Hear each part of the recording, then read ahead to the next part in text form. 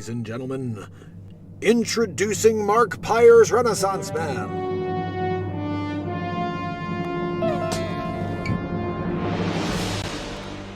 Okay, people, gather round. The Mark Pires Renaissance Man show. Is he still alive? Wait, hold on, I'm not done. Trying to get to the bottom of this. Number 2. Is he still alive? He is Dr. Evil. Why is he still alive, and why did you answer when I was asking number 2? I'm trying to get to the bottom of this. Number 2! A plan is in the works, Dr. Evil. This is wonderful news, number 2. Over 1,000 days in a row, we've managed to keep the world from knowing he exists. Dr. Evil, he's still going and doesn't care. Well, we need to find another way to stop the show. He's making me look bad, you know? Yeah, no. Perhaps we can make him look like racist or something? That may work, Dr. Evil. Perhaps we can get the media to cancel him? This is your best idea yet, Dr. Evil. Okay, number 2. Get me Dr. Facce. Dr. Evil. Dr. Facce is on the evil monitor. Thank you, number 2.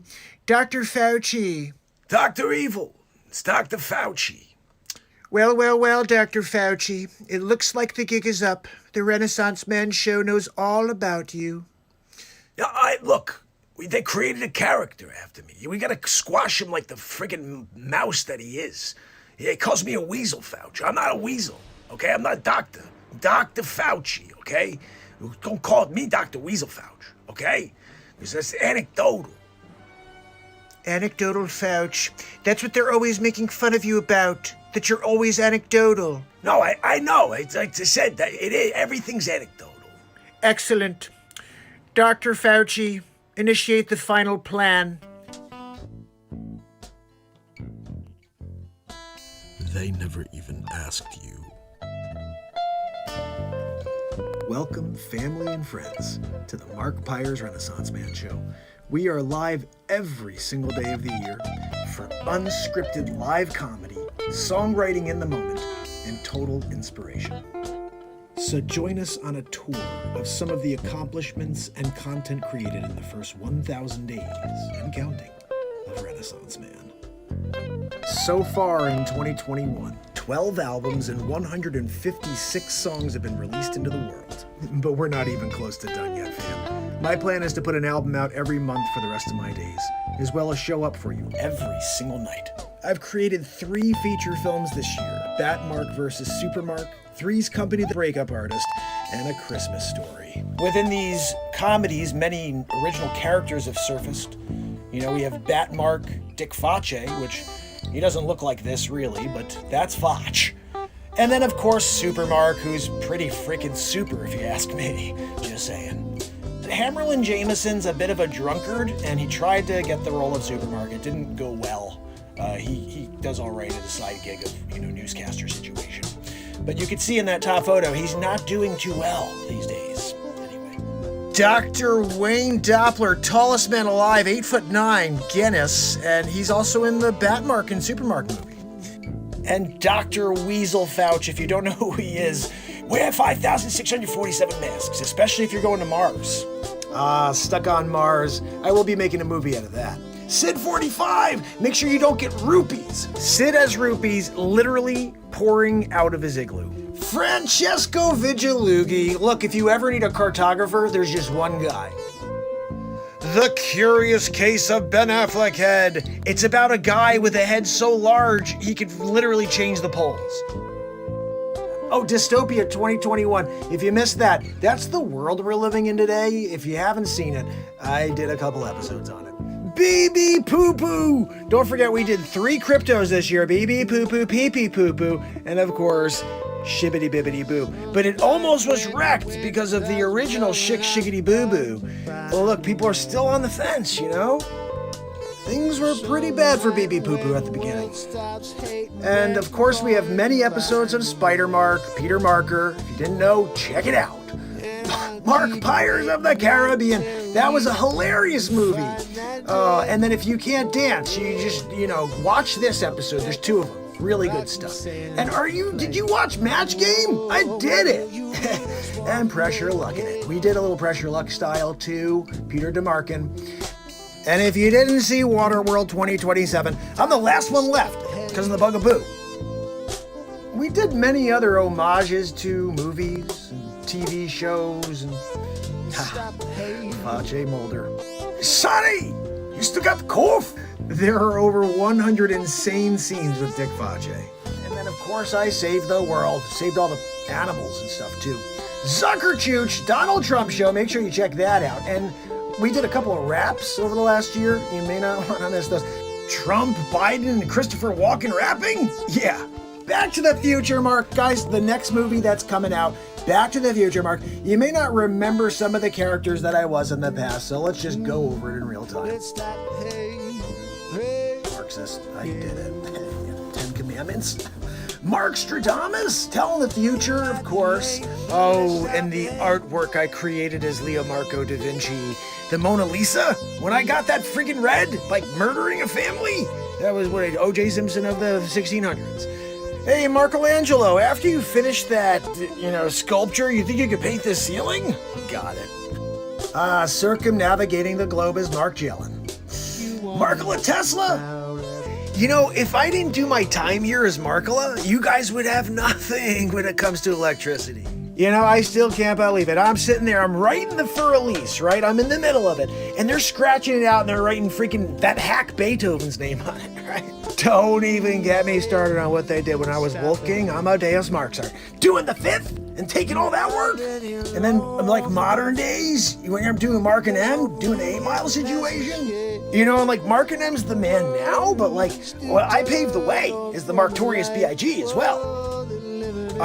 When I was Mark Claude Van Damme, I remember that one. Oh, Mark Schwarzenegger? You didn't know I was Mark Schwarzenegger? Yeah, that was funny when I worked next to DeVito. The Emancipation Marklamation of 1863. I did my time as Abraham Mark Lincoln.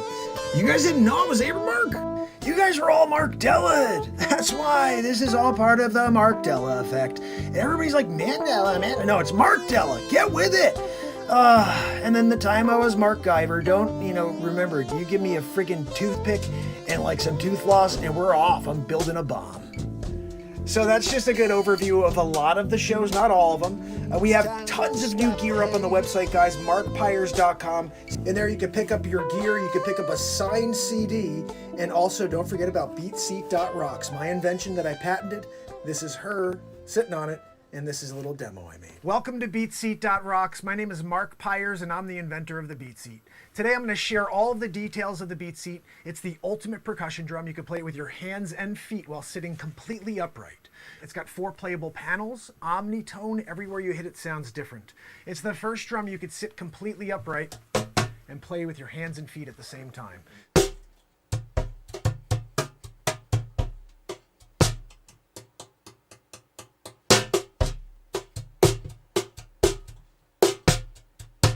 It's the Beat Seat. It's the only drum that you can play with your hands and feet while sitting completely upright. Anything you'd play in a drum kit, you could play on this, because you're playing with your entire body, but you're sitting upright. Your feet do this. So that's the Beat Seat, the ultimate percussion drum. You can play it with your hands, with your feet at the same time. It has unlimited tones. There's so much to explore. I hope to build one for you. Have a great day. Thank you for watching. And of course, fam, I can't leave you without a little bit of motivation. So take these quotes with you as we get ready to rock for one more night. And yes, we will be doing it again tomorrow.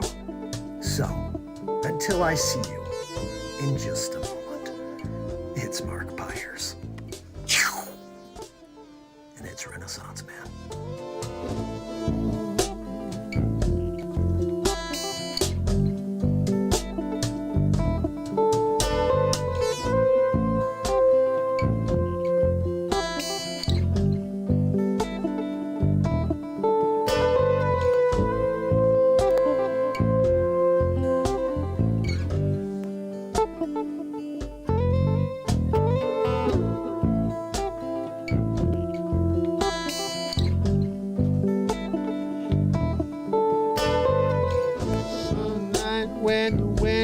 stars blow and I'm going to find a way.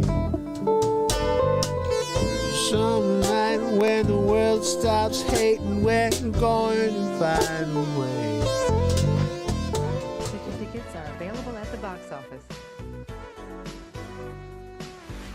Thanks for helping us keep the theater clean. As you exit the auditorium, please deposit litter in trash receptacles in the lobby. Please be considerate and don't talk during the show. Thank you for coming to Lowe's.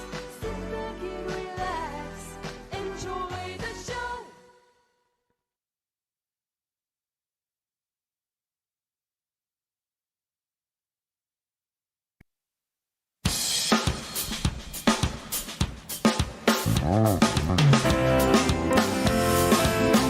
It's Monday, Martin Luther King Jr. Day. It's Mark Pires, I was walking down the and road today, it's looking Renaissance for Man. another way. I'm here My mind and to how my ease my mind and help my living. It's Renaissance Man. It's the daily variety show, Mark Pires Renaissance Man. I'm here to connect with you, to amplify your current state. And I'm here with you on day 1,113 in a row of the Renaissance Man Show. We're going to get into it just like we do every single night, fam. How's everyone doing? We're officially here on another Martin Luther King Jr. Day.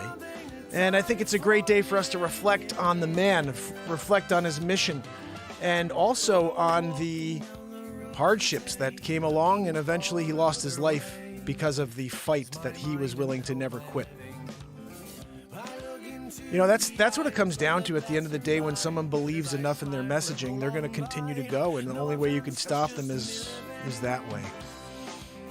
But I would say, you know, looking at the current day, what we're dealing with how they want to continue to push one message, and they won't let you hear any other messages, but that one message they want you to hear, we're dealing with a similar aggression towards anything but what they want. And that's what was going on back then. There was, look, the whites ruled and everybody else took a back seat, literally.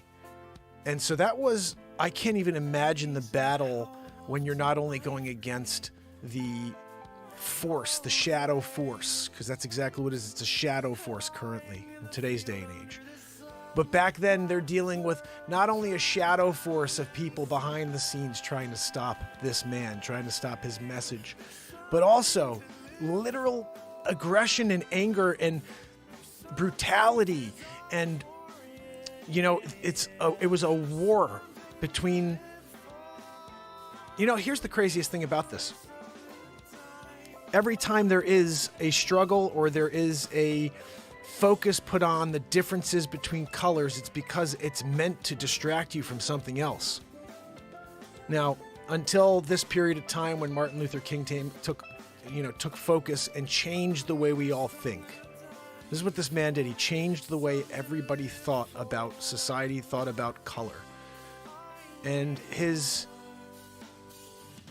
I think that it's nice that we gave him a day, but this poor man, I can relate, because it's like an everyday thing. You're doing it and you're trying to figure out, is this making any sort of dent? I have to imagine for years he's there, he's giving these speeches, he's out there passionately, getting this small group of people to say, yeah, that's what we need to do. Yeah, that's fair. That's right. And it must have been so discouraging when the world was pushing so hard against him. Zabrosk, we need a woo-woo! MLK woo-woo! Can we get it? Woo-hoo!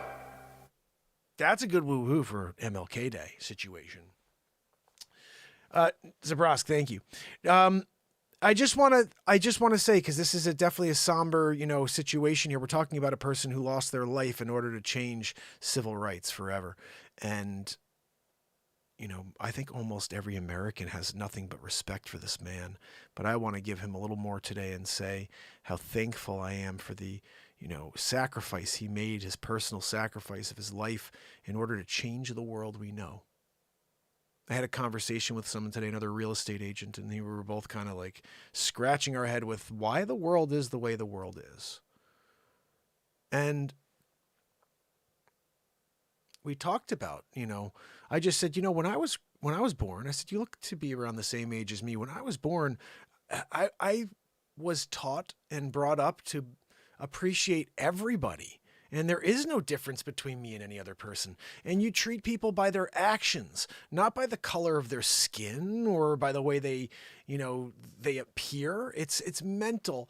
But we wound up going backwards. So we went so far into the future where all of a sudden the youth of America are being taught the right things, raising their children the right way.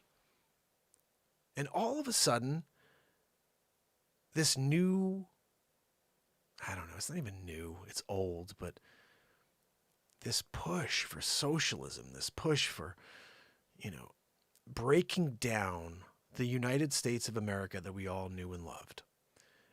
And of course, there was nothing ever perfect about anything in life, but you don't want to lose the freedom that was impossible to actually accomplish and to hold.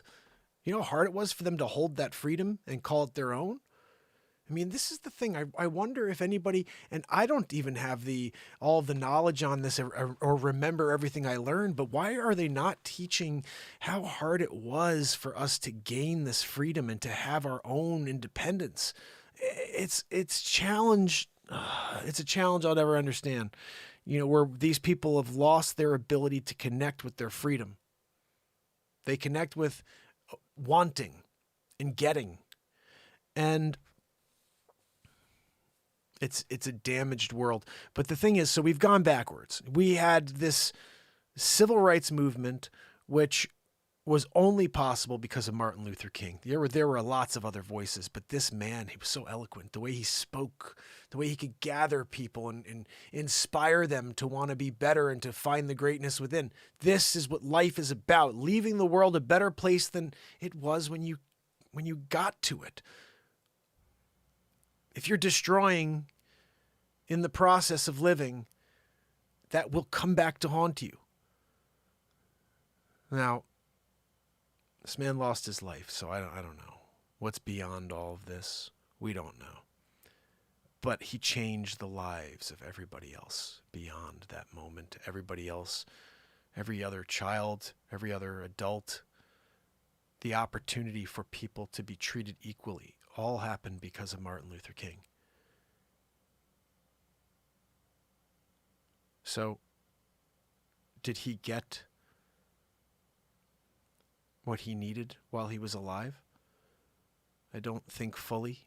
I do think that he had some successes along the way. But his life, the ultimate sacrifice, that changed us all forever. And I always had admiration for the man my entire life. And I know everybody else I grew up with did as well.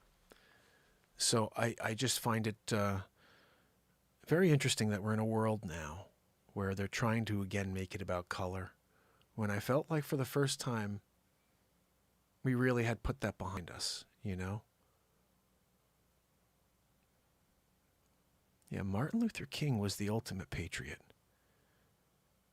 A man who was trying to bring equality, and so every man, woman, and child in the United States of America was treated equally.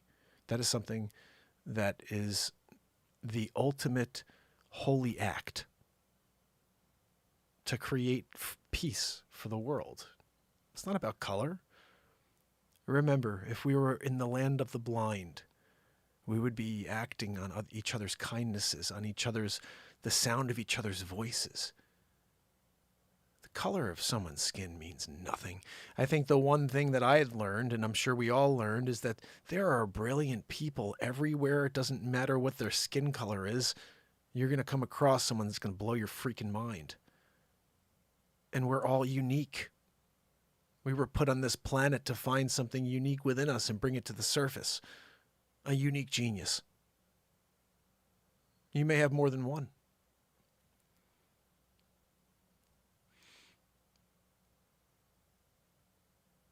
Whatever you can find that inspires you to smile and to be excited to be here on this planet, go and do that. We are limited. We're limited in our moments that we can break away from all of the reality that we're faced with on a daily. Our jobs, bills, everything that comes along with life. It's all a distraction from the moment. If they can keep you from living right here, right now, they've accomplished their goal, which is to suck us dry.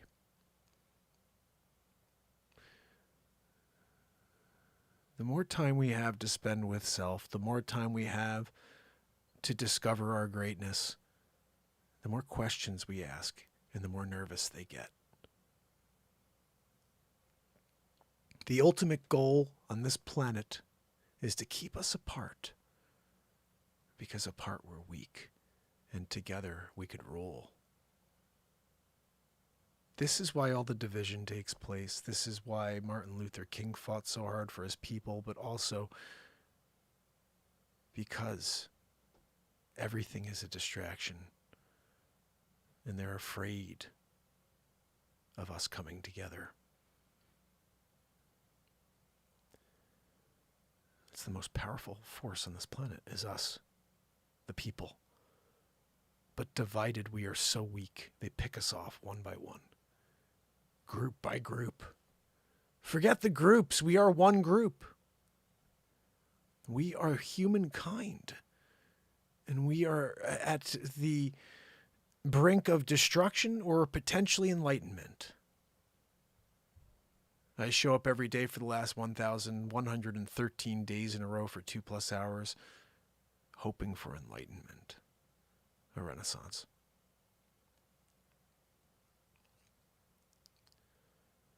It starts with us. You don't have to be swayed by anything else anymore. Shut off the negative. Don't listen to it. Don't even pay attention to anything coming at you. You should be able to feel by now how everything is a lie. It's all a distraction. It's all pushing the goalpost further down. Wait a second. I thought you said something different. And I thought all the people that were skeptics were saying that and you censored them and suppressed them. And now you're saying it on everything. Everything that the scientists, and it's just amazing to me. They shield you from the truth and call it lies until they start calling it the truth. And they say, oh, guys, it's just, we didn't have the science yet. We didn't know. How are we supposed to know? Well, the people that were saying it, you suppressed. The people that were out there trying to share and guide people towards what they considered to be the truth, you completely blocked from the internet. But now you're saying that you didn't have any idea. Doesn't anybody else think that that's the biggest red flag in the world? Like the entire time, this first 2 years, every single brilliant mind that was against the agenda of the world, the entire world came together on this agenda.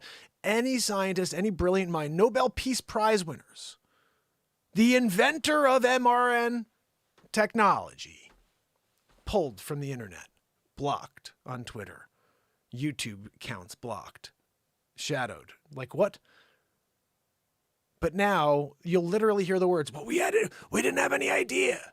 How are we going to know? We were waiting 6,747 masks.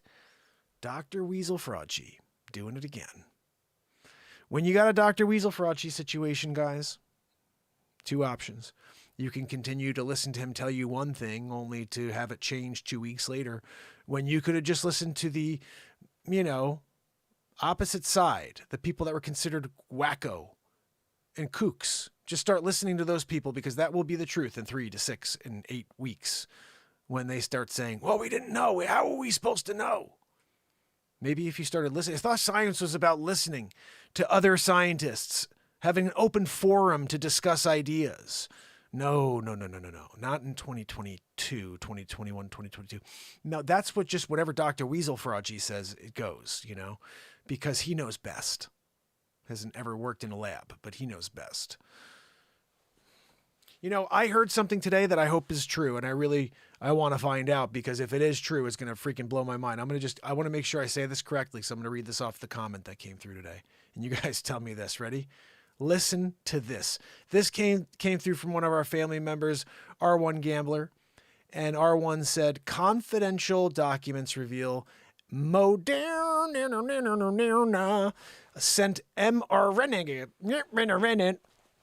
Rona, you know, bugaboo candidate to the university researchers weeks before the emergence of the COVID-19.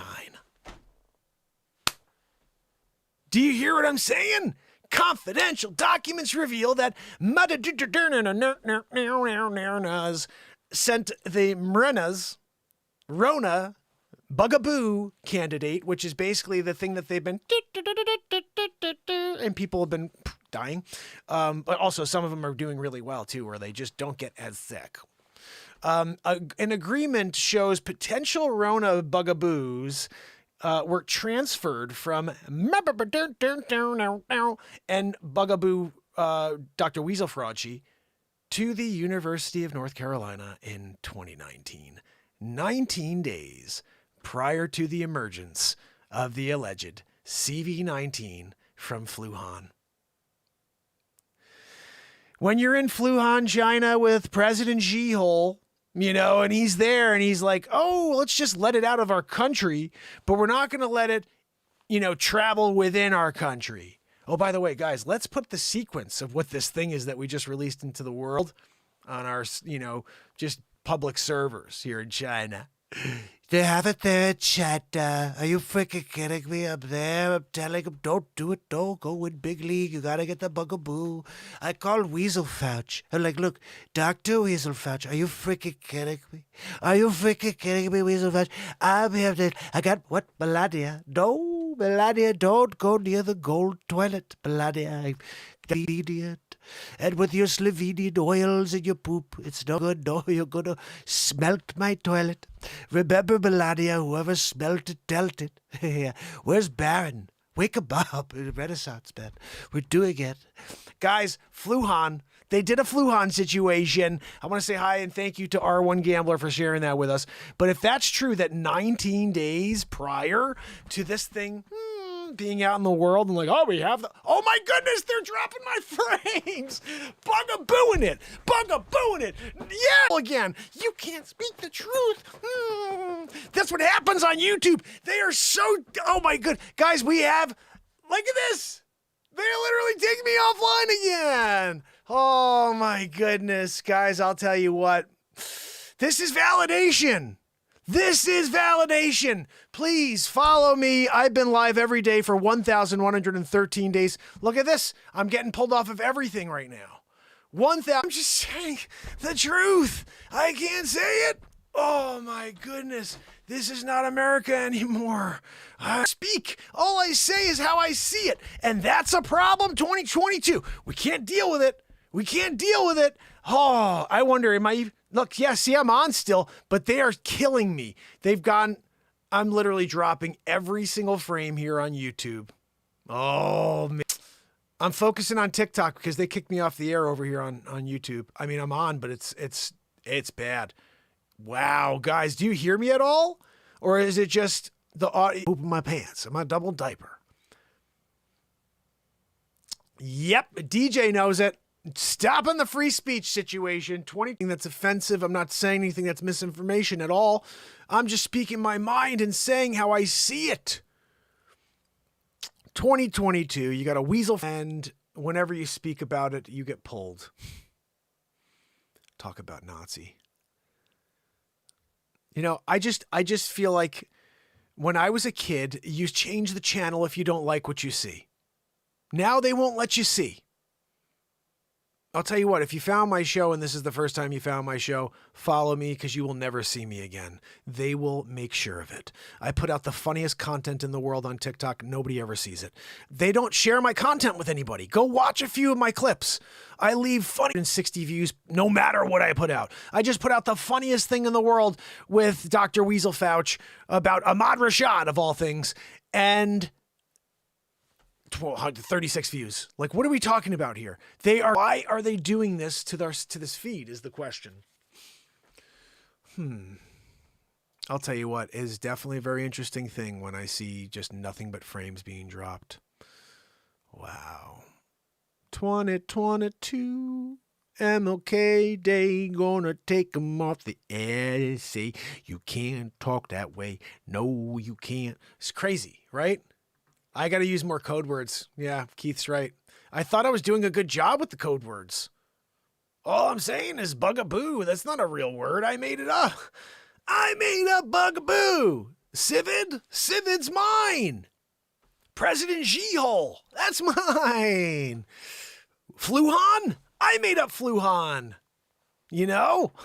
And they just keep taking it away. Thank you, James. You rock. I appreciate you so much.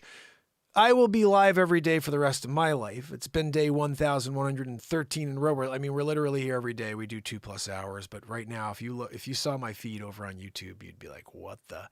There's no consistency. It's just flip, flop, flip, flop. It's at least they haven't kicked me off the air, but I'm literally dropping like the whole time. This is the craziest thing I've ever seen in my life. Buffering is not even the right word, Pamela. Look at this. Everything's losing connection. There's something going on right now. Hold on, Amma. Come on, dude.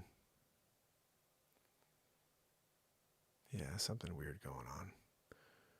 Oh, that's why this isn't even connected. All right, guys, you're going to lose me for a second. We're doing it. I got to make sure we get into one that doesn't lose freaking... Look at this. We went into a new one. We can get this puppy going here. Let's see if we can get a show going without losing frames, and I won't talk anymore.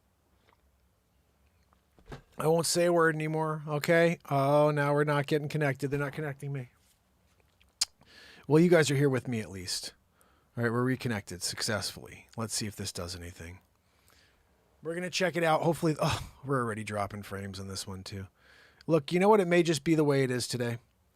It may just be the way it is. So I do want to say here on TikTok how much I appreciate you guys. This is something, the first time I've been able to go live on TikTok, and I guess,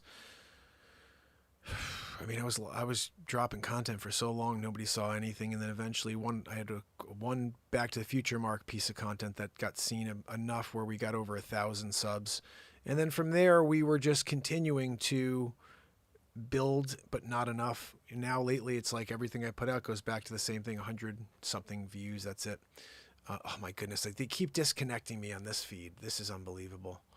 All right, give me a different... I'm going to Manassas. I don't even know where the hell Manassas is, but that's where I'm going with this.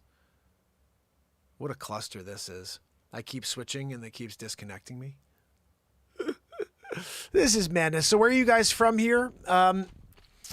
TikTok, I don't get a chance to do enough like one-on-one chatting it out, but give me some questions. I've been live for over 1,100 days in a row. We do 2+ hours every single day. We call this the ultimate positivity platform. We come here to try to connect and build some light. We write songs live in the moment, comedy live in the moment, and typically because our messaging is about being truthful to self and living free in this world, we're kind of the enemy. It's weird, but when you're a positivity platform and you create live songs in the moment, apparently you're the enemy. I don't know. But we do our best. Yeah, I hope so, Trish. I know. Well, Trish, if that happens, then we're going over to Rumble, and then we're already on Rumble, but if for some reason I got to... and I'm now going over to Rumble for a week or a month, whatever the freak they do. But I mean, like, this is what I don't understand. I don't want to get into it again, but how is that a problem? How is it a problem to speak your mind? Like, this is the ultimate conundrum. You have to walk on eggshells. You can't speak your mind. If you speak your mind, they pull you down. So you're not allowed to ask questions. You can't just look at it from an observable perspective and say, "Oh, well, I'm just curious. What's this mean?" Because you're immediately considered the enemy. This is the red flag of all red flags, is when people who are skeptical and have questions are being ripped off. That is when you start to really say, uh-oh, wait a minute. Just a simple question. It's not dangerous for someone to be asking questions and be skeptical. What's dangerous is the other side, when you willfully pull everything down because it scares your agenda. And now all of a sudden people are questioning something outside of the real thing they should be questioning. Nobody would give a crap. They either would like it or they wouldn't. But if you don't let them see it, you start to create a lot of people who are out there saying, there is a problem here. Let everything be heard. Let everything be seen. Let people change channels. I don't like this. I don't like someone who's making fun of Dr. Weasel Frauci. I love Joe Biden. I'm going to another channel now. But the bottom line is, if you are trying to just get to the bottom of anything in 2022, you are the enemy. That's scary. That's scary. I often tell you, if I just decided to put on my streams every day, guys, make sure you go get the Bugaboo.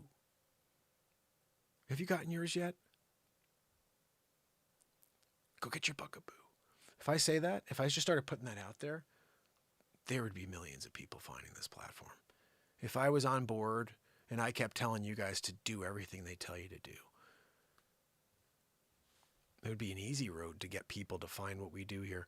But I refuse to go against who I am and to go against the truth the way I see it. But it bothers me that I can't even speak the way I feel. I can't even say how I feel. Frame dropping. Disconnected. I did have one, they gave me a warning like 6 months ago because I said the words, there's a couple of medicaciones that people have been using, and I happened to say those words one day. And they literally gave me a warning saying, like, we're going to pull you off for a week. You can't go. And I'm like, at that point, we were like live for 700-800 days in a row. And I'm like, dang, they're going to stop my streak. That's why I got on Rumble. I was like, I'm not messing around. Someone comes in here and says, you can't go live on our screw tube. All right, then I'm going to go over to Rumble and I'm going to just go there and pound it home. And I'll be live there that week that we're not on here. The streak does not die. It's just, it's not on YouTube. This streak has not been 1,113 days in a row on YouTube. It's been a show that's been live every day for 1,113 days. It started on Facebook and Instagram. There were some shows on YouTube and LinkedIn. And then after a time, it started to just go Facebook and Instagram. For some reason, I don't know, I stopped doing YouTube for a very long time. And then I started again at like, I don't know, day 300, somewhere in the 300s. And I've been live every day since. So we're talking about 800 plus days in a row here on YouTube. And they're all there. They're all on the channel on YouTube. All you have to do is hit my link above. And remember, every night there's a show we do around 2 hours. And it's all in the moment. There is no script. So even right now, I don't know where we're going with this. I don't know if I'm going to play you a song, if we're going to get into some comedy. Right now, I'm feeling kind of serious because it's Martin Luther King Day. I think we have to continue to draw focus on the fact that this man was one of a kind. He was a savior to the society that was probably starting to destroy itself from the inside. I wasn't around then, but if there was no Martin Luther King Jr., we would have only gone towards more radical and more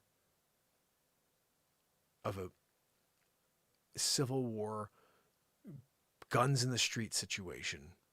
You know, that's what we have to remember above all. He was a peaceful protester. He just wanted to be heard. He just wanted his people to be appreciated and respected, and for the abilities to be brought to the surface of every man, woman, and child, whether they're black, white, whatever color they are. I almost think if he was born any color, creed, he would have fought passionately for the same mission to create equality. And look, today we're still, almost 60. How long ago was this that he passed away? He's still impacting people today. What he did will forever change lives if we can look at the truth. What he did was the truth. What we've been pushed around with the last 4 or 5 years are nothing but lies, nothing but... The easiest thing to trigger people with is race. And they know that, and they keep doing it. The thing is, we're too weak, and we allow it to happen. We need to look at these people and say, come on, we know what you're doing. And I'm not saying that everybody doesn't say that. I've seen a lot of people of all colors and creeds say, we know what you're doing. So I know this isn't about Democrat, Republican. This is about people using more common sense and understanding that we are a world of love, not hate. There are a lot of really mean people out there. There's a lot of evil out there. But there's so much to be thankful for, to look forward to, and most importantly, if you could somehow get to this second as often as possible, you have the opportunity to actually do something. All creation is in the second. It's not, oh, I'll do it next week. It's not, oh, I'll get that done later. I'm going to grab a pen in an hour. That's not where creativity is. That's not where creation is. Creation is right in the moment, right this second. And this is where we fight to get to every day. We've been here for over 1,113 days. It's to get to this moment where we can create something.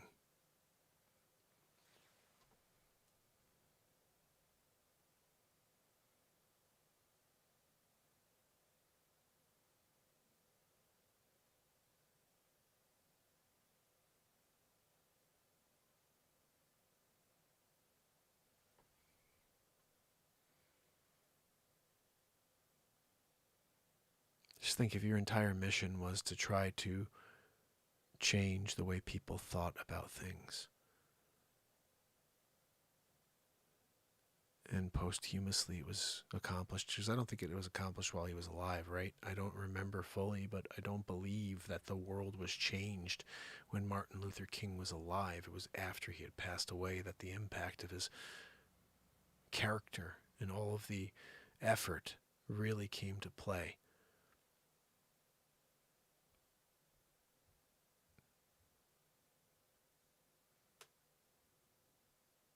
That's the scariest thing of all, is when you're doing something for the betterment of mankind and you get snuffed out by some piece of garbage who wants things to stay the way they are. That was the evil of the world that took him down. That was the devil. The devil's everywhere, including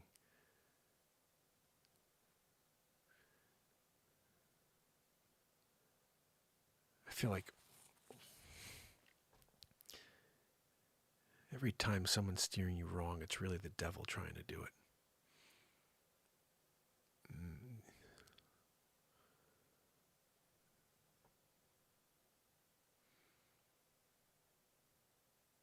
What is the devil, though? Is the devil a person? Is the devil just an energy? Is all evil the devil? Like just the thought that's put into your mind? There's so much we don't know about this planet. I want to get someone on about supernatural. I want to get someone on here that does the supernatural. You got to get who's out there watches a supernatural show. We're going to get someone on here to have a conversation. I want to interview somebody who is a medium who deals with spirits and the beyond. I want to have a conversation about psychic energy. Anybody know anybody? Let's line it up. This show's live every day of the year. I want to start interviewing someone, whether it's 5 to 10 minutes a day, but every day of the year we're going to have an interview as well, besides the music and the comedy. And this is straight up just chatting tonight, but I think at this point we're going to play a little something here. We're 50 minutes into this program. And I actually unplugged this guitar over here and my beat seat's over there. I get comfortable in this new seat. I'm chilling in it. I got a seat. I'm doing it. You know? He wanted to be seen as equal, as the same. And I think that's exactly where we were for a while. I mean, I was born, my parents brought me up that way. You treat people the way they treat you. Life's about giving it to people the way you want it back. And like I said, this all kind of stems to a period of time that happened right towards the end of my childhood. We started to introduce this thing, and it didn't happen to me, but we started to introduce this thing called participation trophies. My kid's just as good as your kid. Just because they didn't win, he still deserves a trophy. Or worse, like the worst kid in the team gets a trophy just because he's on the team. Like, no, I'm sorry. Like when I was a kid, if you lost the big game, you cry, you go home and you want to earn it next year. You go home and you work harder so next year you don't lose. You don't go home and say, I got a trophy anyway. Here's what happens, okay? First of all, so many things stemmed from this mental, like this is the first step towards us losing ourselves. Everybody gets a freaking trophy, right? Let me tell you how bad that is. So now you got this 14, 15-year-old kid who his entire life has been told how freaking great he is at everything. Here you go. Here's your trophy. Well, we lost, but you're awesome, son. You were so good. You almost did it. So here you go. Here's your trophy. Everyone gets a freaking trophy. 15, 16-year-old. He winds up getting the first, disappointment. Girl says he's ugly or that she doesn't like him. The job he wants that he believes he deserves because he's gotten everything else in his life doesn't come his way. And he goes and he grabs his father's Uzi or whatever the freak it is in the closet and he takes out a bunch of kids. And that started happening, didn't it? Somebody else tell me why all of a sudden we never ever had these situations with schools. Never. And now since Columbine, since this whole thing started, and you tell me what happened right around then. Freaking participation trophies. Someone goes into school 14 years old and hears no for the first time. After mommy and daddy and the coaches all told that person how great they were and that they were the best at everything for 14 years. You teach them that they suck at 6, at 7, and that they need to learn the things that they're good at 6 or 7, not at 14 or 15 when they have access to your pistol. That's the problem with society. As we continue to push towards this baby everybody, instead of treat people the same, create a disciplined society instead of a bunch of wimps where everybody believes they deserve everything because their whole life they got it. Ooh, I got a trophy. But didn't you lose like every game that season? Yeah, but we still got trophies. You did. They should have put the worst team in the world on those trophies. Like, why would you make anybody feel good about the crap season they had? When I was a kid, you either stepped up and you did it and you won and you got a trophy, or you freaking go home and you cry. Made you a great player next year. I don't see anybody being a great player when they go home and think they're great. You got to go home and challenge that person. You think Michael Jordan would be Michael? Maybe he would, but if he didn't get cut from his freshman basketball team, and he didn't feel that bite of saying, you're not good enough, kid. Now, he must have heard it a lot more before then because he didn't go home and grab a machete or some crap like that. But my whole life, you earn a trophy. You're not given one. And then all of a sudden, everybody, I tell my kids, I freaking throw that thing out. If you didn't win, I'll throw your freaking trophy out. I don't even want to see it. It's mental. Don't bring home a trophy as a loser. That's the stupidest thing I've ever heard in my life. Oh, this is when we came in fourth place? Fourth place? Where's the BB gun? What are we talking about here? You either come home with the freaking trophy or second place because you went to the World Series and you didn't win. Okay, you got a second. That's fine. You come in with a fourth place trophy, I'm hurling it off the back porch. BB gun style. Clay pigeons. Daddy, no, that's my trophy. You suck, kid. Done. I'm sorry. You need to know now that you're the worst. You thought you were good because your coach is the worst. Your coach Did you see his kid? 2 left feet, you know? And he's like, oh, Jonna, you're the best. Jonna no gonna. You gotta be kidding me, right? Jonna, woo. See the head on that guy? I'm just saying. And then he's getting, you know, they're giving him all the accolades. Oh, best player of the year. Best player of the year. He let every goal in. The worst player on the team. He got a trophy. Oh, son, you're so good. That was the kid from Columbine. There's nothing to joke about with that. But the reality is, I'm not kidding when it comes down to where I believe that this entire situation we're dealing with school shootings, etc., all started with participation trophies. I have an entire podcast on it. I haven't dropped a podcast in a while, but I was putting out a podcast a week, and I haven't done it in a while, but you can find my podcast on any platform. Also, as you guys all know, there's over 150 songs. There's 156 songs from last year on iTunes. And there are 4 feature films on YouTube, all live improvisations. And we're doing a bunch more right now. Oh, man. But isn't it, like, crazy what we're dealing with here? Bobby Johnson. World Series. Last game of the year. Now I'm on the mound. 0-0. Last inning. We're down it, right? I went all 6 innings. I kept the Yankees to 0.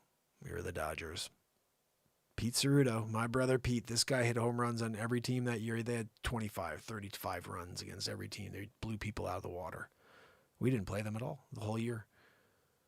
And I'm freaking out because I have to play them I'm in the World Series against them, and I'm the I guess you'd consider me I was the number 1 pitcher, like what do they call that? I forget. Anyway, the ace. So I'm there, and I used to throw knuckleballs. I was a fastball, knuckleball, slider guy. But in this game, I did something I'd never done in my life, but it was because I feel like I needed more of an edge against Pete Ceruto. I mean, I'd seen this dude. He was already 6'2". I was a little kid. He was 6'2" already, and we were 14 years old, 13 years old. And he was pounding these things over the fence. And I'm like, man, I got to face that dude. And he was also a great pitcher, too. I thought we were going to face him in the World Series. We didn't. I still don't understand that, why he didn't pitch, because we would have gotten destroyed. He was 6'2", throwing probably like 65 miles an hour, and we were kids, like little kids. Anyway, so we're up against the Yankees, World Series, 6 innings. They go the entire 6. We're 0-0. But the only reason we were 0-0 is because I did this 3rd thing I'd never done in my life before, 4th thing, where when I had 2 strikes, I didn't go to my typical knuckleball. You guys remember Dan Quisenberry? Dan Quisenberry was a pitcher for the Royals. And he'd do this like submarine pitch where he'd come in from like underneath. And so on 2 strikes, the whole World Series, and I never did this prior, but I did it on the World Series. I worked on it the day before with my brother. I went to a Dan Quisenberry. I had these freaking people freaked out. They had no idea what was coming. And I'm like, I'm thinking to myself, why didn't I continue doing that beyond? Like into high school, like I was throwing knuckleball, sliders, and fastball. But why didn't I throw the quiz? That was like the best thing, to throw that on 2 strikes. Nobody, you know? But why hasn't any other pitcher done that since? I've always wondered that. I haven't seen any pitcher who on 2 strikes or randomly out of the blue goes to some random sidearm pitch and just throws the batter off. Look at the freak is he throwing now? Like, I don't know. I should have continued with baseball. That was my first love. And I think there was a time where I was so passionate about baseball that I was good enough to do something at baseball, but I just never was big enough. I was always so small. But my passion, I was all over the field, and I was a solid pitcher. I just couldn't throw fast because I was small. But my love for baseball was something similar to what Renaissance Man is. I mean, I played baseball every day, just like we do this every day. And I missed it when I put it down, but at the end of the day, it's something I look back at and I have those cool memories. My kid's a really great pitcher. And he's a lefty. I was a righty, so like to see him pitching lefty is the coolest thing in the world. And with this whole CV thing, it's been kind of rough, you know, for kids. This little guy's, for 2 years, he's been on the sidelines trying to figure out what's going on. Like last year, they're wearing mascaroos, and it's just like this last season though. I was like, no, you guys just go and play baseball. Don't even bother. Like it was summer. I was like, don't even. You're not going out there with a freaking mascaroo and playing in right field or playing center and with a freaking mascaroo on. You take that stupid thing off your face. We're outdoors, people. We're outdoors. Much of madness in this world right now, right? At least that's the way it seems to me. I'm going to play you guys something here. Let's see. Big Pop says, ooh. Yeah, absolutely. Big Pops knows the Big Papa.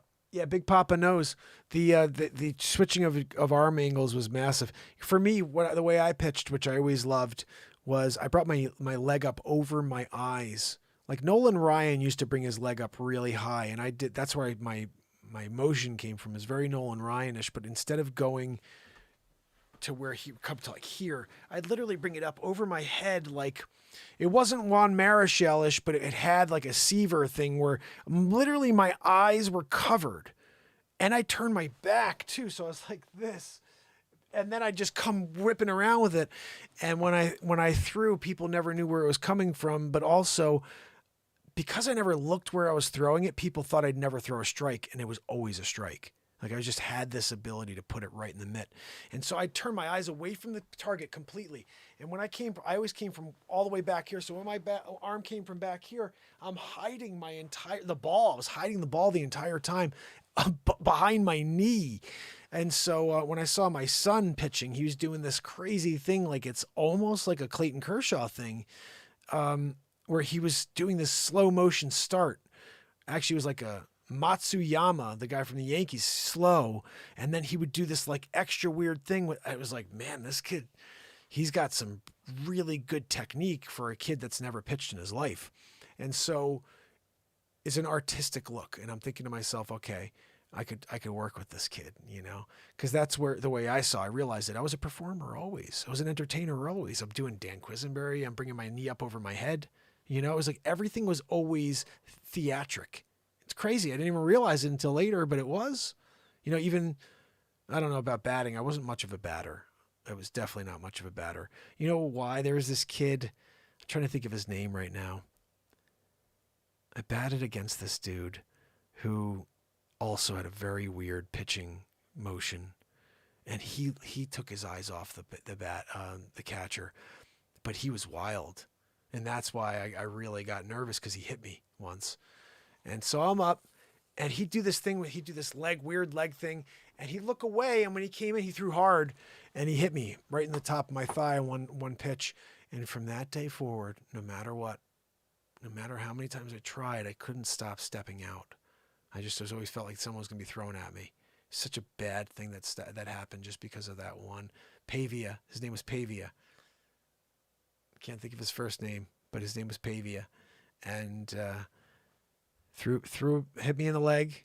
He threw hard, and I never stepped in again. I always stepped out after that. And I was like, I'm just going to be a pitcher. But I never had the confidence at the plate anymore. I always felt like that ball was coming at me. It's a bad thing for a batter to ever think. And I've seen, like, my son got hit 3 times in one game, and I'm like, oh no, it's going to happen to him too. But last year, he had a streak where every game he was getting a hit. I was like, man, this kid, he doesn't hit him hard yet because he's small. He's like me. I was very small. He's super small. I feel bad. Like everybody else is bigger. They're all like through puberty or in puberty. And he's like I used to joke, this is a funny joke on my side, but like I'd be a senior walking around, like seeing all the freshmen and sophomores and juniors, but specifically the bunch of sophomores, they'd be like, hey, what's up, Mark? What's going on? I'd be like, hey guys, what's going on? What's going on? Good to see you. It's just like pre-puberty, senior year, you know, it's crazy. I still remember being 5'6" in Christmas of my senior year. I was 5'6". And by April of senior year, I was 6 feet tall. I grew 6 inches in 4 months.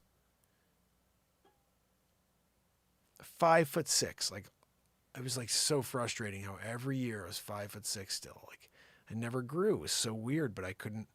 And it's because I wasn't a good eater. You know, I was always eating like, I didn't like the things that, you know, you should be eating.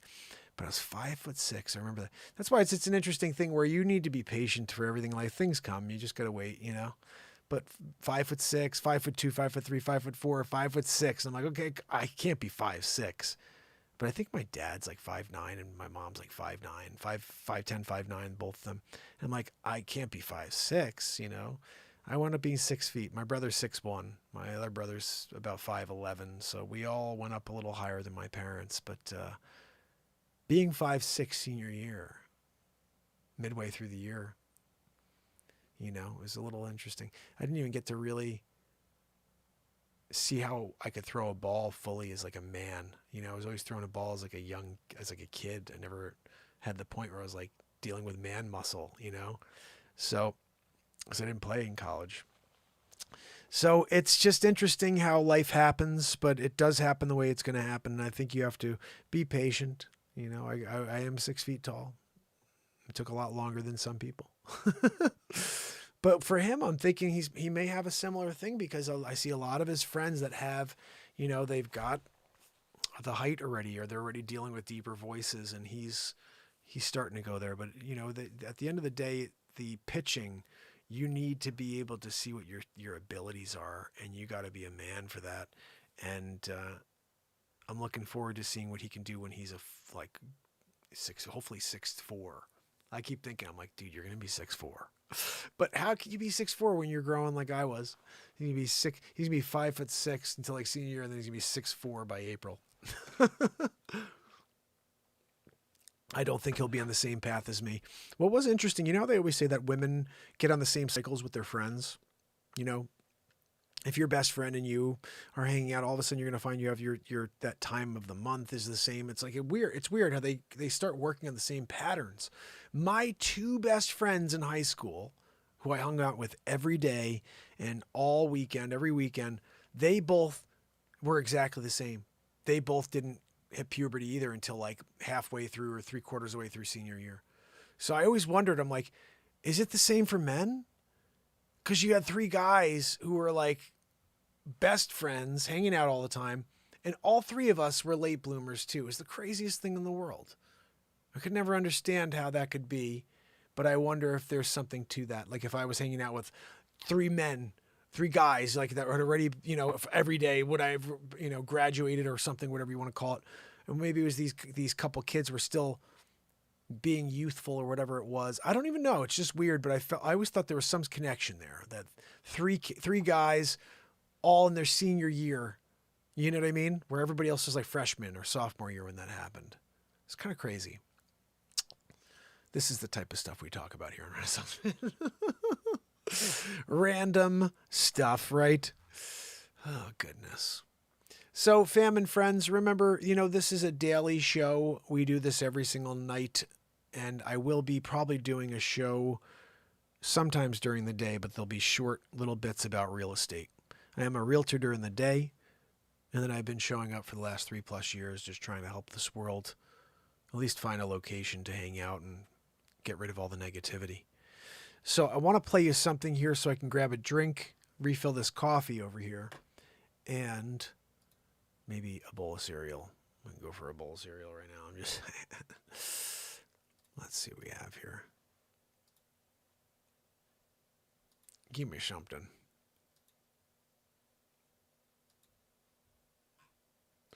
Content. All right. So I have been dropping lots of little clips. I don't know if you guys have seen these little clips. They're on TikTok as well. All you have to do is call. No, all you have to do is actually go and pop these on. They're like 15 seconds long, 30-second little shorts. And I'm doing these because people in general don't have the capacity to watch a 25, 30-minute comedy, which they should, because our comedies are silly. So I'm going to play you something here. The Karate Kid? No. Can't do a Karate Kid situation. I mean, we could, but that's a little too much. You know, it's kind of difficult to choose what to play for you guys because we have so much content. How about the time that George Soros What's this saying here? Hold on a minute. George Soros, you are the father. You know, actually, I want to take this one. This is a call I made as a doctor. I don't even remember what this was, but I remember it being funny. I'm going to flip the screen so TikTok can see this.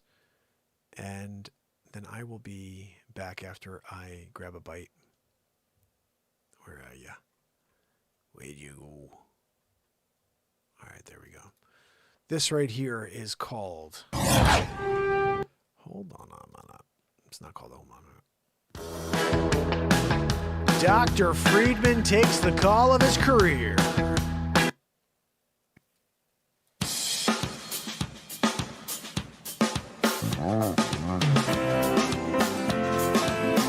Oh, we're in slow-mo. How about that? It's Tuesday. It's Mark Pires. I was walking down the road And it's Renaissance Man. It's the daily variety show, Mark Pires, Renaissance Man. I'm here to connect with you, to amplify your current state, and I'm here with you on day 1037 in a row of the Renaissance Man show. And we're gonna get into it, just like we do every single night, fam. So I hope you're ready, because I don't know what the heck we're gonna do yet, but Zabrowski's here. I think he's the one who set the camera back. I'm gonna set it slow down mission, so Mark has a problem on the start from at the beginning of the show. Excuse me, Zabrowski. You getting ready for your woo-woo? You slow me down? My intro? No, Joanne, I don't want to hear from you right now. She said you got to try to tune him out, Mark. Excuse me. I got a lot of practice at tuning out with your friggin' filing and the stupid wheezing. Right? George Soros voice back there? Friggin' quadruple heart situation. When you got one that big, you know, people walk by and stare. They're taking pictures, making TikToks. They're like doing a TikTok over the shoulder. Joanne, I'm sorry. You're like friggin' FYPing right now on TikTok. Yeah, For You page. It's everywhere. Everybody's like, did you see the gigantic heart situation? Oh, you mean the myocarditis? No, that was like last year. Myocar? No. We're well beyond myocar. We went into gigantocarditis, on to well beyond gigantocarditis, went to humongocarditis. You know, when we got to Jurassicarditis, that's when you're like, you know, T-Rex style. That was when it got scary. Yeah. We started calling doctors around then. We're like, you know, I don't think this is getting better. Yeah, Joanne, I don't think it's getting better. We were like, maybe if you just keep resting. You know, you sit back there and file. Just keep filing. Zabrowski file. You do that. You're good, right? No, just kept ballooning.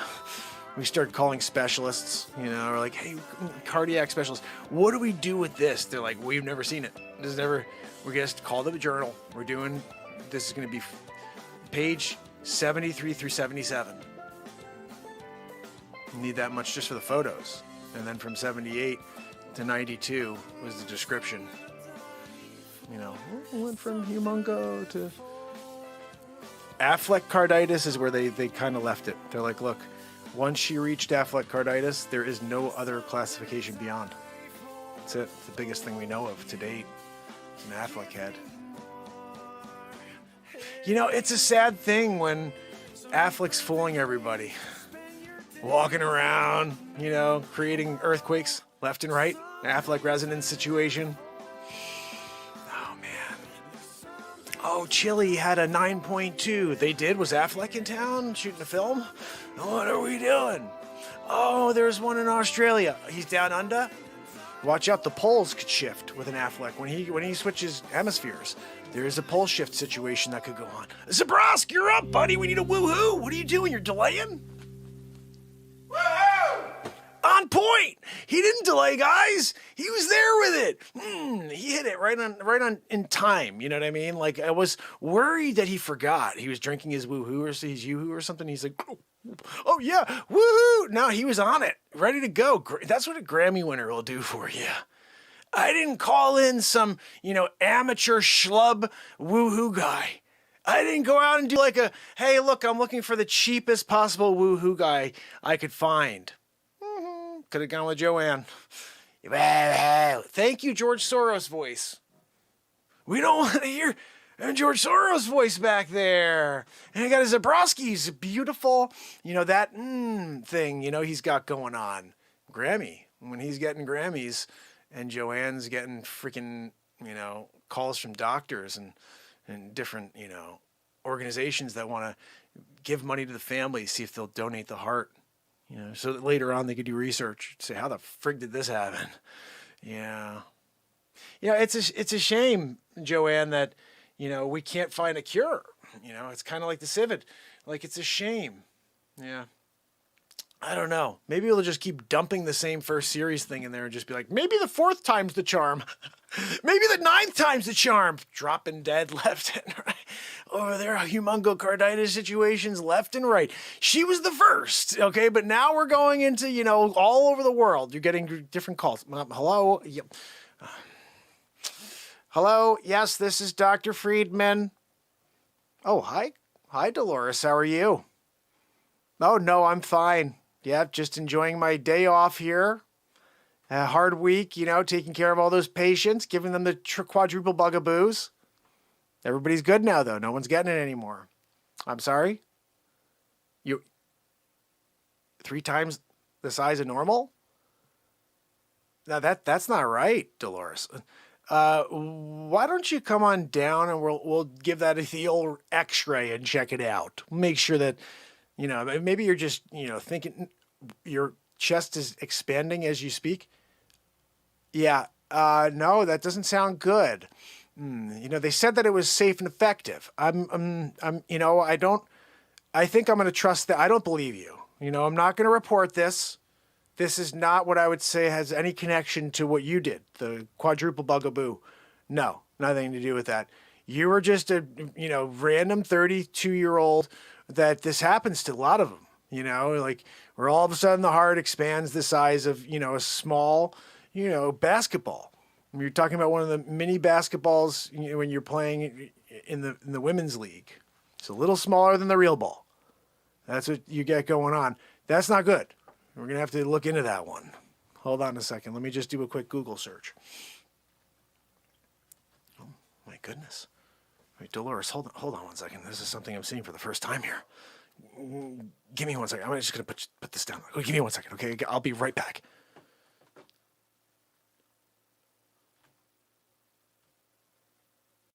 I was tempted.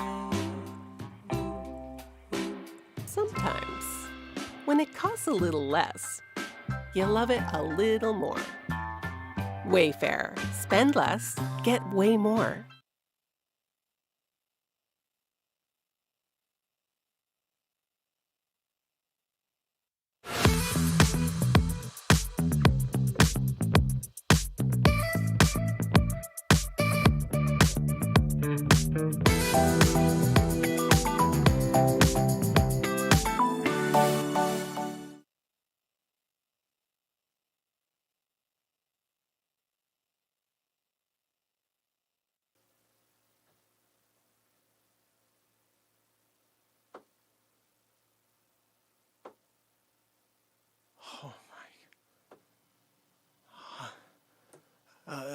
Dolores, there seems to be a thing called carditis.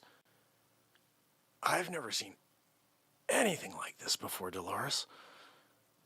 I'm going to have to call a couple of my fellow doctors, cardiac specialists, because that's what I am.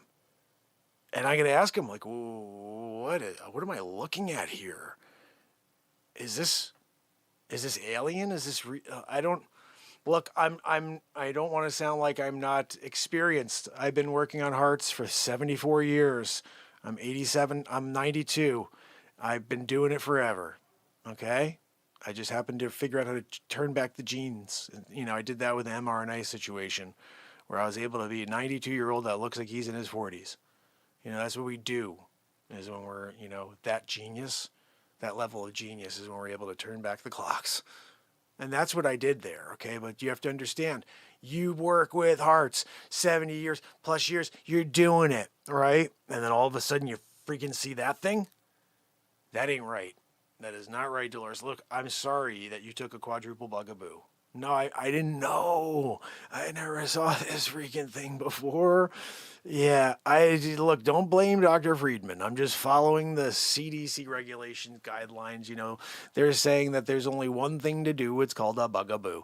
And if you don't do it, then you're going to lose your job. Yeah, unfortunately. No, yeah, you could die. You can get a Bell's palsy situation. You can get a lot of things. A lot of things are happening. But they're not being reported. Like I said, I'm not reporting your thing with the basketball-sized heart situation. It's not this bad, I'll tell you that. You should get off the phone with me feeling at least good knowing that your heart, we'll call yours giant carditis. I think I saw that here on the list where that was one of the steps. I think you're about a giant carditis right now. And if you were further along, I'd be like, let's go get help. But I think yours is fine. You'll probably be better by tomorrow. Just give me a call and we'll, just let me know if it's feeling any better. It's expanding still right now. What? Are you kidding me? It's like you have like one of those big beach balls in your chest now? Listen, Dolores, get yourself to the ER. It sounds like you have a humongocarditis situation. That's what I'm reading here on the screen. Yeah, it's not good. No. You're one step away from atelectasis. That's the last classification, Dolores. You got to get going right now. All right, listen, just don't tell them you got the quadruple bugaboo from me. Say you went to CVS. You went in there. You were like, hey, I got to get a quadruple bugaboo now. I'm in line for my 9th booster. And you're there. Right? And then it was all at CVS or Walgreens or friggin' Rite Aid, whatever, but it wasn't Dr. Friedman. In fact, I didn't call you. You didn't call me. We didn't talk. I didn't tell you that you were good. And you didn't tell me you had a humongo situation. Okay? You're going to learn about it when you go. Just be like, I don't feel good. Don't even call to attention the fact that your chest is now the size of a freaking, beach ball. Just don't even say it. Just be like, I don't feel good. And let them notice. Be like, geez, you don't look right, lady. There's something coming out of your chest. Like, are we have an alien situation coming out? Sigourney Weaver? What are we doing here? You say no. You say you had a quadruple bugaboo. You went over to Rite Aid situation, and they were there. They're like, they're just jabbing you with it. Tell them you got like 9. Say no. You say you had a quadruple bugaboo. You went over to Rite Aid situation, and they were there. They're like, they're just jabbing you with it. Tell them you got like 9 when you were there. You didn't know. Like, they didn't know. They were just like, we gotta get rid of the supply. We gotta find some cadaver bodies. And that's what I just meant bodies.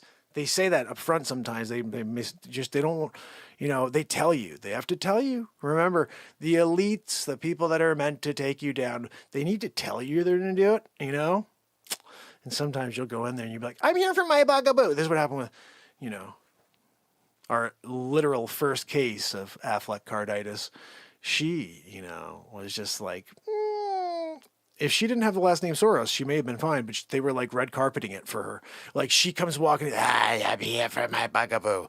They're like, ooh, geez, that voice, you may need something else. Like, what's going on there? And she goes, I'm Joanne Soros. They were like, holy freaking cow. How's your dad doing? Look, we don't want to start any problems. We know your dad can do a lot. He eats things. We watch Star Wars, Jabba the friggin' Hutt. We know the typecast situation they had there. They saved a lot of money not having to hire a friggin' costume designer. They didn't have to hire a makeup artist.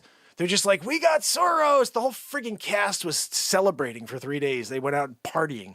They went to the bars. They're like, look, we just saved thousands and thousands and thousands of dollars on the Soros makeup. We don't need it. We just lay them down sideways to eat the friggin' grapes from Princess Leia.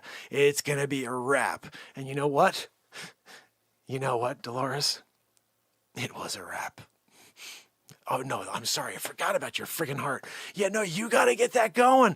Get over to the ER. Let them know. Look, I'm dealing with it. What? Are you kidding me? Now you're dealing with like one of those wheels that they had on the old friggin' carts in like the olden days. Oh, I'm going across the friggin' Mississippi with a wagon and a friggin' horse pulling it. The your chest feels like a wheel, the back wheel on those barn friggin' trucks. Holy cow, Dolores. Get yourself. Oh my goodness, I didn't think about you can't fit in the car now with that friggin' chest. Holy cow. Yeah, call the ambulance. It's a good idea. Tell them they need to bring the friggin' fire truck. You're going to sit on top of it. You can't get in anything anymore. You're too big. Like, that's, tell them you were originally a friggin' petite. That's the craziest part about this whole thing. I was a petite. You're sitting on the top of the friggin' fire truck. They had to tie you down because you could start to float away like a friggin' bowling, like one of those big beach balls. You're like, oh no, where did she go? Floated away. No good. So they tie you down, you got kind of almost like that, Veruca Salt situation where you ate, I think it was Veruca, she ate the blueberries and then all of a sudden she ballooned up like a friggin' blueberry. Like, that's what you got going on. And then they're like, we don't know how to transport this. They start calling you a this instead. It's like, oh, we're just trying to be proper in 2021. So they're like, oh, well, how do we transfer this? You're like, guys, I'm a she. And they were like, oh, really? We don't know. Like, we know that we don't want to offend, I think they really didn't know what the hell you were. They're looking at this situation going on. They're like, oh, what the hell is this blueberry-sized person, that can't fit inside of an ambulance or a fire truck? What are we doing? They start bringing trailers in there. Like, we just bring a trailer. Just sit her on the back of the trailer. She could sit back there and just like, we're cruising along 35. She's in the back just looking around. That's what Joanne does too. They have to freaking cart her around in a trailer. Yeah. Anyway, listen, I just wanted you to know that it looks like you do have the Affleck carditis, which is not good. Yeah, and no, some of his movies aren't either, but some of them are really good. They do a great job shrinking down that head so it looks normal next to his co-stars. Yeah. No, I know. I think that whoever does that cinematography should get a freaking, like an Emmy, Like, how do they not win it every time, right? Yeah, I know. Yeah, listen, I'm glad you calmed down a little. Make that call. Tell them you need them to bring the friggin' trailer. Roll it. And you're like, beep, beep. You roll on the back of it. They're going to take you down to the hospital and see if they could just try to shrink it somehow. I don't know what they're going to do. I've never heard of a humongocarditis, then moving on to an Affleck-carditis. This is like a second time this has ever happened situation. The one that's here, though, you're still not even close to the one that's here. This one's freaking ridiculous. There's a GoFundMe here in case if you want to donate, because now you can relate. Like sometimes people relate when they get something. They'll be like, oh, I broke my foot, so now I'm going to donate to people who broke their feet. Just like that. You're like, oh, I got a magnificent carditis now. I've got a, Affleck carditis. And all of a sudden you're like, I can relate. I want to donate. So you donate, you donate to Joanne and her massive, ridiculous heart. She's in the medical journal. You're not. You're just kind of like, You're at the bottom. Footnote, though. I don't know if you noticed this. I guess since you called, they're monitoring everything. Yeah. No, there's no, 1984 situation. That's what we got going on. No matter what you say, you got someone there who's listening in. And they already made a little footnote here that you are also one of the, potential Affleck carditises. They have here, Dolores Armstrong. Look, I didn't know that you were going to be so forthright with this information because they take it and they put it right up there for the world to see. So now Joanne, she's in the lead. And you're, in second, third place, somewhere around there. There's a few people. Jasper Williams over there. I see he's got also apparently a humongocarditis. So a few of you guys, they're dealing with it, But it's relatively a small group of people. Oh, nope, it just went up again. Oh my goodness, it just went up to 9. Look, I don't know. I'm going to just keep monitoring this one for you. Okay, I'll let you know how we're doing here. Oh my, 13. There's 13 humongocarditis now. Dolores, you got to get yourself over to 18. Oh my, it's jumping like quickly. It's going not just 1 or 2, it's 34. Dolores, there's 34 humongocarditises right now. 34. It's jumping up every couple of 93. But this is, I think people are finally pushing enter on their computers and they're getting their information in because it's jumping 137. I don't know. Look, Dolores, I'm going to have to hang up with you now because 943. Dolores, call the friggin' hospital right now. Trailer. Beep, beep, beep. Back at the frig up right now. 1,714. Dolores, call them. Get off the friggin' phone with me. I don't want to hear about it. What recipe you're using tomorrow for your big dinner? You can't have a dinner if you can't fit in the friggin' house, right? What are we doing? Get off me. Call 911. 3,416. What are we doing here? Dolores, get off the phone with me. I'm hanging up. I'm going to hang up on you because you're not helping yourself. You're going to die there in your friggin' house. You're not going to be able to get out the door. They have to bring the jaws of life, open up the friggin' front of the house so you can slide out. The garage, you have a double door for 2 cars. They're going to have to somehow open up the side of the house too because you can't even get out the double door situation. That's what's happening to your heart. And you're still on. Oh my goodness, it's up to 13,743 right now. This is not good, Dolores. Get off the phone right now. No, you shouldn't baste it first. What are you talking about? No, I don't think you should even talk about what kind of fixings you're going to have in that dinner tomorrow. Just get over to the hospital right now. What are we talking about? I can't figure you out. You know, fine, broccoli it. Do a broccoli situation. Broccoli rub, I don't freaking care.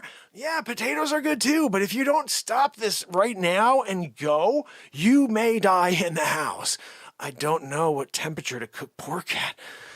What are we doing here? Listen, this number has just gotten ridiculous. 34,917. They're there right now. Yeah, they're up. And you're just sitting there at the house talking about, should I put rosemary on the freaking pork? Yes, you should. I mean, that's not even a question. You're going to ask, you put the rosemary on the pork? Of course you put the rosemary on the pork. You don't just freaking not. Oh, my goodness. And you're still on the phone with me. Yeah, unbelievable. No, I guess I would say make creme brulee if you're going to do one of those two. But don't, what do you got to plan this? You plan it out while you're sitting in the hospital waiting for the doctors to look at your friggin' ridiculous heart. You know? You're going to sit there and let me tell you how to cook, what to cook, and at what degree to cook the friggin' pork? I can't figure you out, Joanne. Joanne? And I know, no, I'm sorry, I get bothered by my old assistant. Yeah, she's got a humongocarditis situation just like you. You know, but look, I just want you to understand that if you don't get out of the house right now, you're going to be the first statistic. Yeah, you don't want to go from this. You want to see if you could somehow make it through. Yeah. No. Oh my goodness. Ice cream never works at creme brulee. What are we talking about? You just keep the creme brulee with some friggin' fruit. You get some fresh fruit? Ding, diggity boo. You put that on there, you're good to go. Especially after the pork. You know what I mean? You get a fine wine with that. Never a white when you're doing a pork situation. You go with a nice friggin' Cabernet Sauvignon. You get Sauvignon and you tie it in. You got to tie it in. You know, Shiraz, no, that could work, I guess. I don't know. I mean, some of the Australian friends of mine may say a Shiraz may be better than a Cabernet when you're dealing with a pork situation. That I'm not sure about. I don't drink. So I'm not giving you any really good information here, okay? What I am telling you is I do know a good friggin' pork and rosemary situation. That's good. I know potatoes are good. Yeah. Creme brulee in it. I like that. I don't want a brownie. What the freak? I can get a brownie anytime, you know what I mean? But you need a creme brulee situation.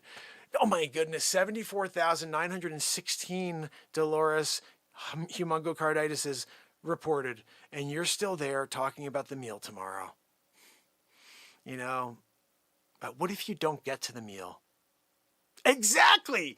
Yeah. And you're sitting there telling me you're not going to get to the freaking meal. You may not make it as I'm trying to freaking tell. I'm a doctor.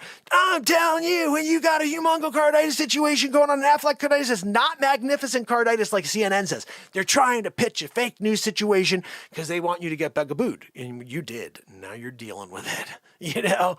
But look, I'm sorry for you. I really am. And I'm sorry that you think a brownie would be a better freaking dessert than creme brulee. How dare you? Seriously, have you never had creme brulee before? It's freaking amazing. It's the best thing in the world. Throw some raspberries on top. What are we talking about here? I'm gonna get a brownie and friggin' vanilla ice cream. Terrible idea when you got the concept of doing creme brulee. You're gonna grab out that friggin' torch and do the crispy top situation. Yeah, no, I'm good with that. Yeah, no, I know you should be on the phone with the ambulance, not on the phone with me talking about creme brulee. But when you start talking creme brulee, that's my jam. Yeah, that's my jam, Dolores. I'll talk about creme brulee all freaking night. And if you're going to sit there, humongocarditis situation, not call the hospital and tell them you need them to bring the friggin' trailer because you can't fit in an ambulance or a fire truck, you need them to tie you to the top of a friggin' trailer because you're going to be wider and taller than the trailer. Yeah, no, I know. Trailer's 18 feet wide. You're already probably there. Who's going to measure you? Oh, your husband. But you're doing a circumference situation. It's hard to measure that. I'm telling you, when you lay down, humongocarditis situation, you're laying there.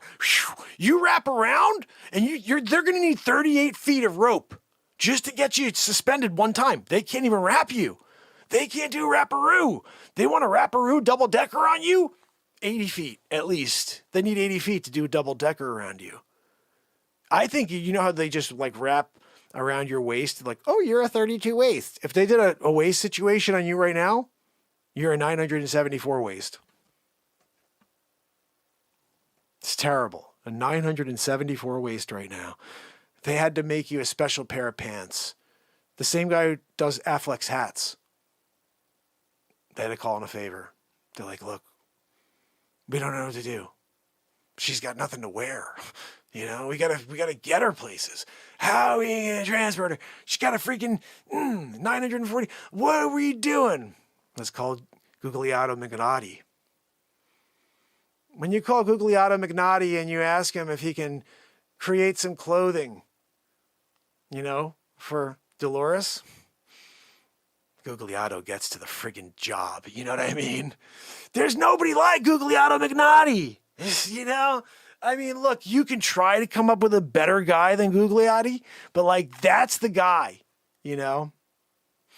Oh, yeah, no, I was down there. I was dealing with Pierre Cardin. Pierre Cardin? Really? You didn't know Gugliotti? Migliotti?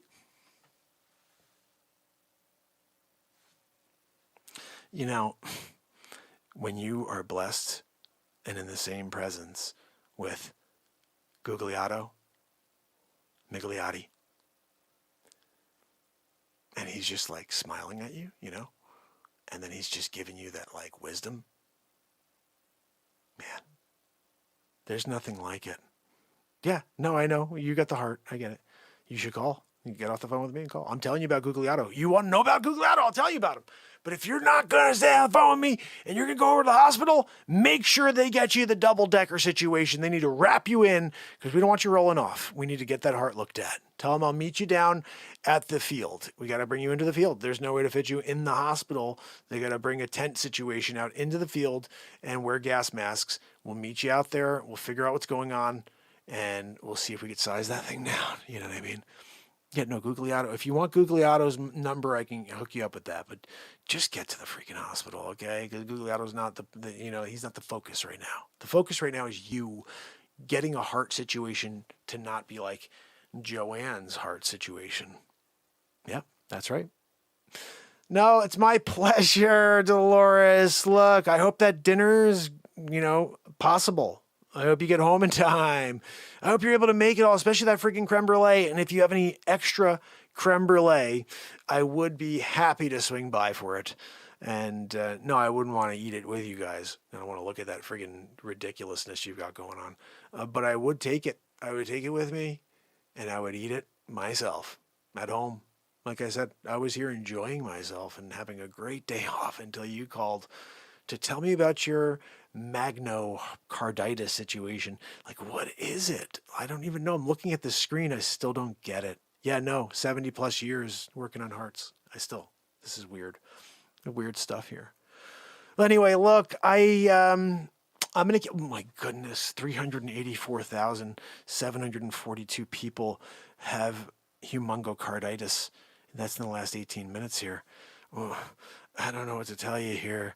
Dolores, get the frig off the phone with me. Yeah, I think that's a good idea. I'll see you later. Yeah, no, my pleasure. My pleasure. I'm going to bill you. All right, take care.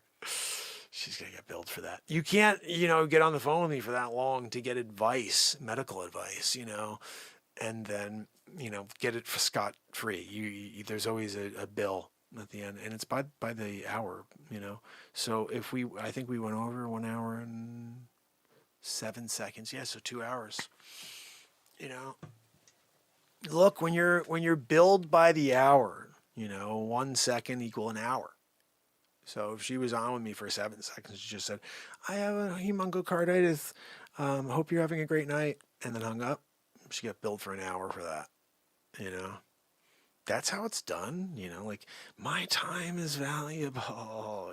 Like, I don't know. I'm just trying to explain how things work so you guys get it.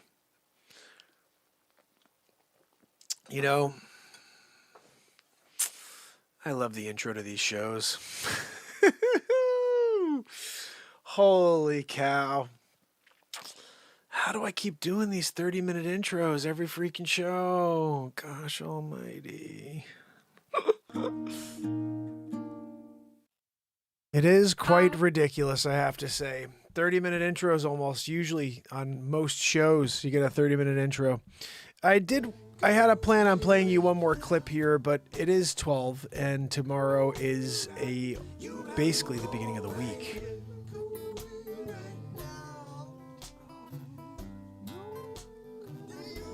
Getting back on here. I'm flipping back over, so hold on. Actually, let me get this screen back so people can see me on TikTok. Let's do this. How are you, my friend? We are wrapping this puppy up, but I will get back to the screen that we were rolling with before so you can at least be a part of the finale to today's show. There we go. So, we are officially here, fam and friends, day 1113 in a row, and we had a little bit of comedy there. I was going to play you guys my Ladies Man episode, which I think was pretty freaking ridiculous. Yeah, we carried it on. Ladies Man situation. But it is, again, it's after midnight. Tomorrow is another big day, real estate-wise, start of the week, essentially. And I'm probably going to do a midday show tomorrow. By midday, maybe in the middle of the afternoon, we'll do a real estate segment. So if you have any questions tomorrow, we may do a call-in, answer some questions about the real estate market. And tomorrow, day 1114 in a row, I want to interview somebody. Who do you guys got? Let's set it up. I have a Calendly. I'll give you the Calendly. Line that sucker up. Let's make some magic happen. Because I want to start interviewing somebody every day. Once a day. A new interview. We can make it happen, right, guys? Maybe. Anyway, I will say goodnight to each and every one of you that's out kicking it with us right now. Over here on TikTok, I want to say hello, my friend, user 815092215. Good to see you. I hope you give me a follow. I'm live every single day of the year. This is day 1113, which is probably some sort of record. I don't know if it is for sure, but that's a lot of days in a row for 2+ hours.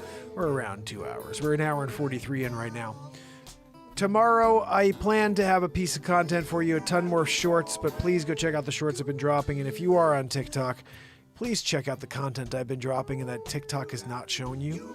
There's so many funny clips there. And if you like improv, all of my little improv clips are going up there. They're just not sharing them with you. So head over there, give it a share, give it a like, give it a follow.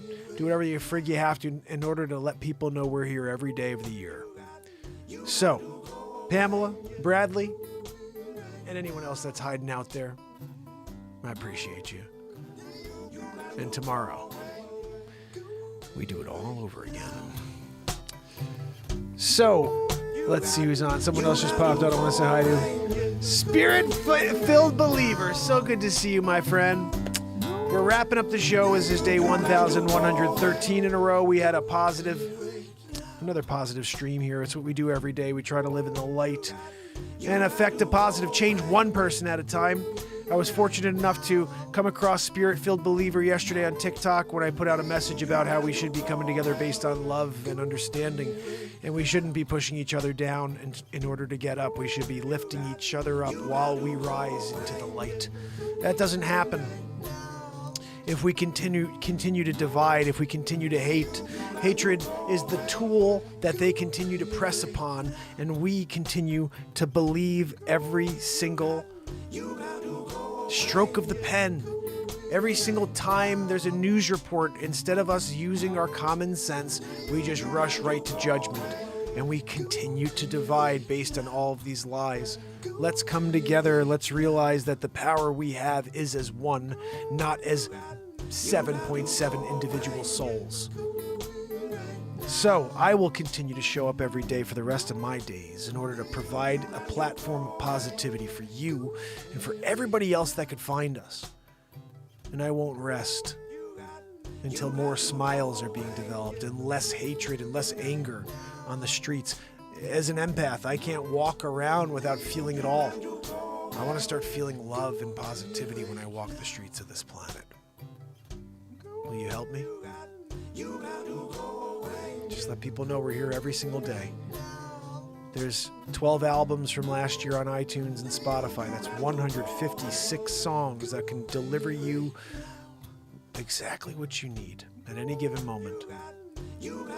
And if you're looking for a laugh, there are 4 comedy feature films created live in the moment right here on the Renaissance Man Show in the last 6 months. And we're right now doing 4 more feature films. We have Back to the Future, Mark. We have the Trumper movie. We've got Stuck on Mars. And I don't even know. We have so many different movies going on. Oh, the Community Call-In movie. That's the 4th movie we're working on currently. So we need to continue to show up in order to complete these movies. I will be delivering a feature film a month as well as a album. We are 13 days left in this month. I have to get an album and a feature film. Well, we have 1 feature film done this month. We did the Wolf of Crypto on the 1st of the month, the 1st of the year. But we do need an album out this month, so I'll be preparing that in the next couple of days for you. We'll be writing some more songs over the next couple of days, so make sure you join me here. Every day forever. Until tomorrow, fam and friends. Bradley, Pamela, Trish, and Spirit-Filled Believer, I appreciate you guys. Until tomorrow, we do it all over again. It's Mark Pires. And it's Renaissance Man. I love you guys. I'll see you tomorrow. Oh, you got to go. You got to go away.